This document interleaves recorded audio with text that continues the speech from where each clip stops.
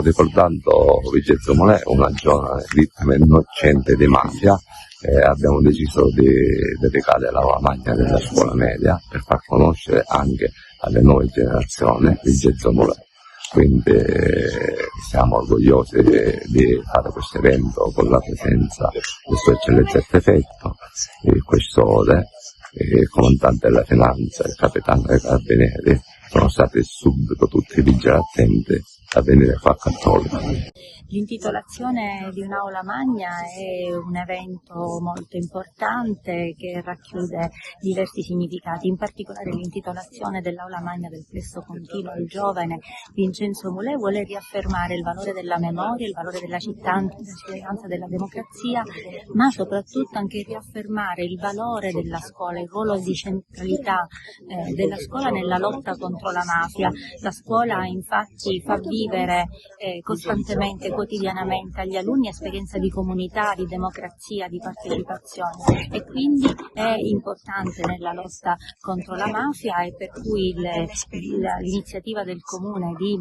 intitolare quest'aula magna al giovane Vincenzo Mulè morto appunto per mano mafiosa, che il collegio dei docenti e il consiglio d'istituto hanno sostenuto fortemente, riveste questo alto valore simbolico per tutta la comunità, non solo per la comunità scolastica ma anche per tutta la comunità di Cattolica Eraclea. Sicuramente è un segnale che dobbiamo trasferire alle giovani generazioni, indubbiamente, perché le vittime innocenti di mafia, che oggi sappiamo che ammontano più di 1 migliaio, ovviamente non solo vanno ricordate, ma devono servire da monito perché i giovani possano essere sempre più impegnati nel civile e soprattutto essere sensibilizzati a portare avanti anche iniziative nei rispettivi territori, iniziative che devono essere improntate sulla legalità, sulla trasparenza. Io ritengo che chi ha immolato la propria vita, sia vittime innocenti di mafia, ma sia coloro che hanno rappresentato le istituzioni,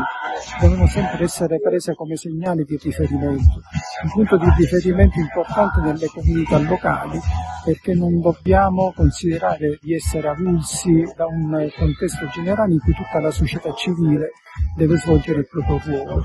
Quindi in questi momenti vede coinvolta l'amministrazione comunale che sta dando un segnale tangibile di vicinanza e istituzione al territorio, valorizzando